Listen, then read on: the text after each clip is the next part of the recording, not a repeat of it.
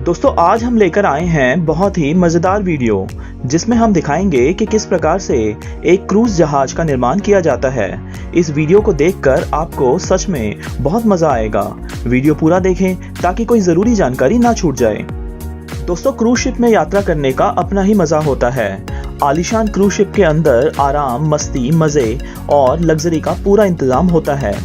IDA prima नाम के इस जहाज का निर्माण जापान की मित्सुबिशी कंपनी ने 2016 में पूरा किया। इस जहाज की लंबाई 300 मीटर और इसका वजन 1.25 लाख टन है। आइए देखते हैं कैसे इस जहाज का निर्माण पूरा किया गया। ये वो जगह है जहां पर जहाज का निर्माण किया जाता है। इस जहाज बनाने वाली जगह को समंदर में इस प्रकार से बनाया गया है कि जरूरत पड़ने पर इस जगह पर पानी छोड़ा जा सके। आखिर में लगे लाल रंग के गेट का इस्तेमाल करके समंदर के पानी को अंदर या बाहर किया जा सकता है। मित्सुबिशी कंपनी के इस शिप बिल्डिंग फैक्ट्री में मौजूद है वर्ल्ड क्लास फैसिलिटीज। यहाँ पर लगे हुए क्रेन सिस्टम हजारों टन का भार उठा सकते हैं। जहाज का निर्माण करने के लिए स्टील का इस्तेमाल किया जाता है क्योंकि स्टेनलेस स्टील या एल्यूमिनियम में समंदर के खारे पानी की वजह से जंग लग जाता है और जहाज को वो मजबूती नहीं मिलती है जो मजबूती स्टील से प्राप्त होती है, और स्टील बाकी धातुओं की तुलना में सस्ता भी पड़ता है। जहाज बनाने के लिए सबसे पहले जहाज के नीचे एक बेस लगा दिया जाता है जिसके ऊपर पूरा जहाज तैयार होगा। इसके बाद इस बेस पर स्टील की शीट्स को क्रेन्स की सहायता से बिछाया जाता है। स्टील की शीट्स पर लोहे की मोटी सलाखों को वेल्डिंग करके जोड़ा जाता है। इसी प्रकार से अन्य स्टील की शीट्स को भी आपस में जोड़कर उनके ऊपर स्टील की सलाखों को वेल्डिंग करके जोड़ दिया जाता है। इस प्रकार से जहाज का नीचे का पूरा भाग स्टील से तैयार कर लिया जाता है। इस पूरे काम को एक्सपीरियंस्ड इंजीनियर्स, कंप्यूटर्स और दूसरे गैजेट्स की मदद से बहुत ही सही तरीके से पूरा करते हैं। स्टील के एक एक हिस्से को बहुत ही सावधानी से बनाया जाता है। यहाँ पर गलती का मतलब है करोड़ों का नुकसान। इसके बाद जहाज के फ्लोर्स को तैयार किया जाता है। जहाज के भीतर के रूम्स और बाकी दीवारों को भी स्टील का प्रयोग करके ही बनाया जाता है। स्टील की शीट्स अच्छे से आपस में जुड़ जाए इसके लिए स्टील की सलाखों को भी दीवार के साथ वेल्डिंग करके जोड़ दिया जाता है। इस काम के दौरान कई प्रकार के टेस्ट भी पूरे किए जाते हैं ताकि जहाज के अंदर किसी भी तरह की पानी की लीकेज ना हो सके। इस काम के लिए अल्ट्रासाउंड टेस्ट, मैग्नेटिक टेस्ट और एयर लीक टेस्ट किए जाते हैं। क्रेन की मदद से जहाज के विभिन्न हिस्सों को आपस में जोड़कर उनके ऊपर वेल्डिंग कर दी जाती है। इस प्रकार से जहाज के हिस्सों को अलग अलग बनाकर इस फैक्ट्री में जोड़ने का काम पूरा किया जाता है। देखिए जहाज के इतने बड़े बड़े हिस्सों को क्या खूबी के साथ जोड़ा जा रहा है। सच में आधुनिक इंजीनियरिंग का खूबसूरत नमूना है। एक एक काम यहाँ पर बिल्कुल परफेक्टली पूरा किया जा रहा है।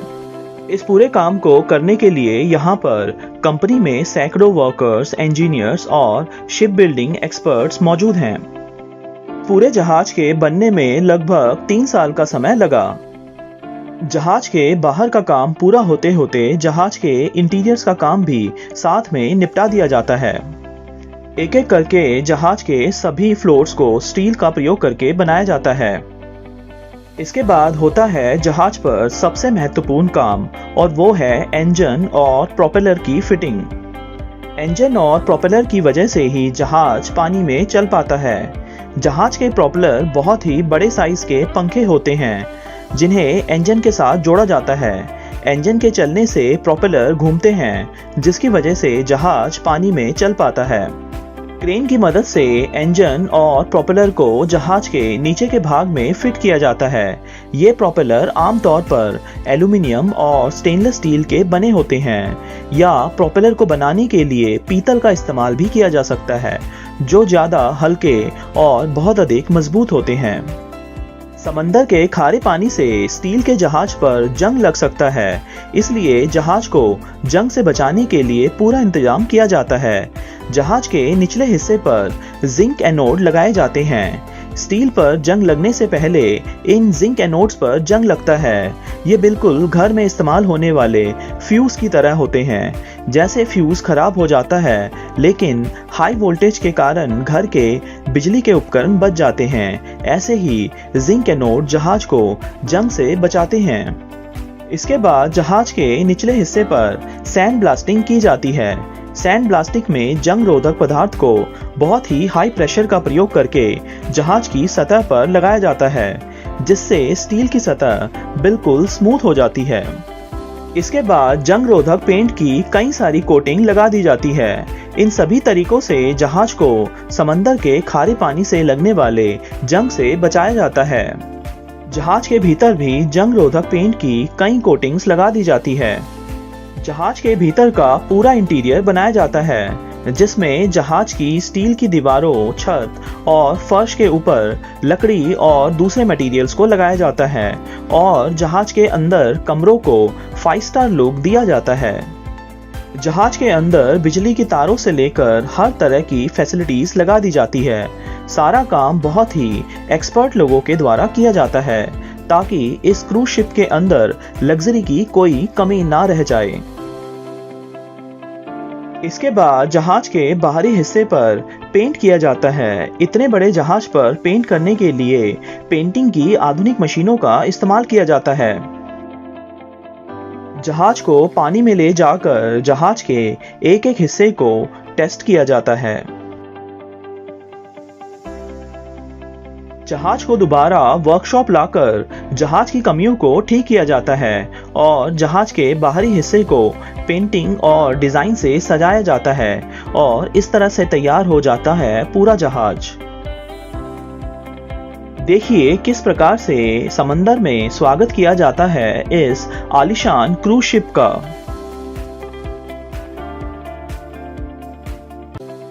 तैयार होने के बाद देखिए ये जहाज किस प्रकार से दिखाई देता है। यहाँ पर मिलती है दुनिया की टॉप फैसिलिटीज। एंजॉय करना हो या छुट्टियां बिताना, क्रूज शिप का अपना अलग मजा है।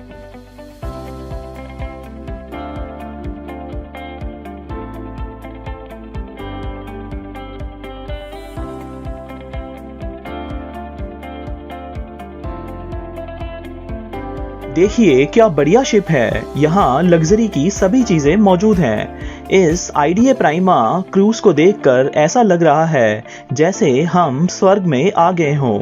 वाह, बहुत बढ़िया।